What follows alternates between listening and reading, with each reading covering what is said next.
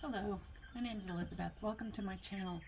I help women over 50 deal with inflammation and pain using nutritional and lifestyle strategies. Thank you for stopping by. Well, today I just want to talk about inflammation and pain and how it affects us as we get older, especially after 50. And if you're dealing with that kind of thing and you don't know what to do about it, you're in the right place. This is something I'm going to be talking about in my next few videos. But today I just kind of want to get down to brass tacks. And the good news is there's some really practical things you can do to eliminate or decrease the inflammation and pain. Do you ever wake up in the morning and you feel stiff and you can barely walk?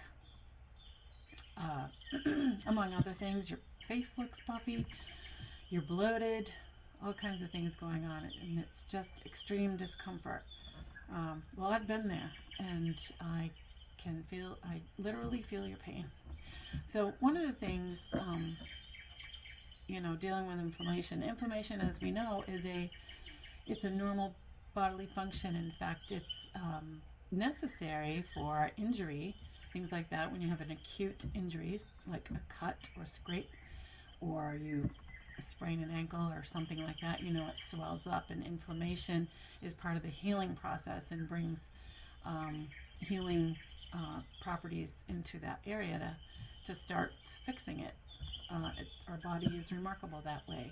But when you have low grade inflammation going on, chronic stress, and I guess you could call it assault or injury to other parts of your body or your bodily tissues, then that can be a problem over time, and it can put you at risk for things worse than pain and inflammation, such as cancer, Alzheimer's, and other various disease processes. So today I'm just going to briefly talk about some of the things you can do to eliminate inflammation in your life. I think some of it's not going to be a surprise to you. Things like processed food, eliminating that, helping to stabilize blood sugar, making sure you're sleeping well, doing things to manage stress. These are all things that will really help us to manage inflammation. And getting down to the nitty gritty of it, stabilizing blood sugar. Let's talk about that. Making sure you have protein at every meal, healthy quality protein from animal sources is best. Not eating several times a day, that's really bad, because every time we eat, we trigger insulin, and you could still be eating low carb and insulin is still a normal function, but every time insulin is triggered, you're not gonna burn body fat. So that's just something, you've probably heard of intermittent fasting. Basically, when I was growing up, that was called not snacking between meals, and that's, our parents knew what they were talking about. It's not good for you to eat frequent meals, even though some of the narrative out there says the opposite. Don't snack between meals. And actually, as you get older, you probably only need 2 meals a day, and you just space those out so that it works for you. Building your meals around nutrient-dense foods, making sure you're eating whole foods, that kind of thing, foods without ingredient lists, cooking from scratch.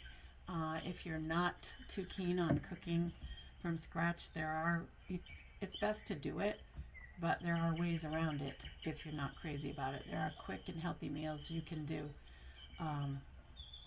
you can make, and you're in the right place. I hope to share recipes and things like that as well. But there are some things you can do to help make creative ideas for quick and easy meals that are using whole food ingredients. Making sure you're limiting processed foods as well. That's a big one. I think we all know that. Do you ever wake up feeling puffy and bloated and inflamed? Yeah, especially after eating a restaurant meal, fast food meal, processed food, bag of chips, those kinds of things. And I think in our stressful lives, we all crave those salty snacks. I know I do. I can't keep them in the house. Well, I don't buy them anyway. Um, anyway, I don't want to make this a long video, so that's really it in a nutshell. Just if this is something you're interested in, um, consider liking and subscribing. And thank you so much for stopping by. And I'll see you in the next one.